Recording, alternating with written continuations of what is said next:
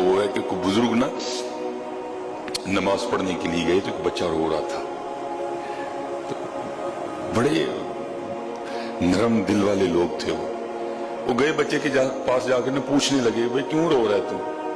وہ اس وقت کا جو بھی رائج الوقت سکہ تھا، جو بھی تھا اس وقت کا، اس نے کہا جی میرا 1 روپیہ کھو گیا ہے، میں اس لیے رو رہا ہوں۔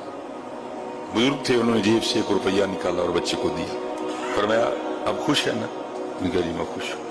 وہ بزرگ نماز پڑھنے چلے گئے، جب نماز سے فارغ ہو کے واپس آئے نا تو وہ پھر رو رہا تھا، پھر کھڑے ہو گئے، پوچھا بھائی تو نے کہا جی سکہ کھو گیا ہے، میں نے دے دیا، تجھے پوچھا بھی تو خوش ہے، تو اب کیوں رو رہا ہے؟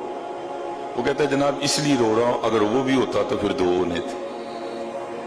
آپ نے فرمایا اچھا 2 نہ ہونے پہ رو رہا ہے، یہ لے، جیب سے نکال کے دیا، فرمایا چل اب 2 ہو گئے نا، اب تو خوش ہے نا۔ وہ چلے گئے، وہ تھوڑی دیر بعد پھر نماز کا وقت تھا، واپس تشریف لائے تو پھر رو رہا تھا۔ وہ پوچھا اب کیوں رو رہا ہے؟ کہتا ہے جناب جی وہ ہوں تھا پھر 3 ہونے سے۔ آپ نے پھر نکال کے دیے، چل اب تو خوش ہے نا، پھر چلے گئے، نماز پڑھ کے پھر واپس جانے لگے تو پھر رو رہا تھا۔ وہ پوچھا بھائی اب کیوں رو رہا ہے؟ وہ کہتا ہے جناب اس لیے رو رہا ہوں، اگر وہ ہوتا تو 4 ہونے تھے۔ یہ فرما کے فرمانے لگے دنیا دار کا بھی یہی حساب ہے، اس کی ساری عمر روتے گزر جاتی ہے، وہ ہوتا تو وہ نہ تھا، وہ ہوتا تو وہ نہ تھا۔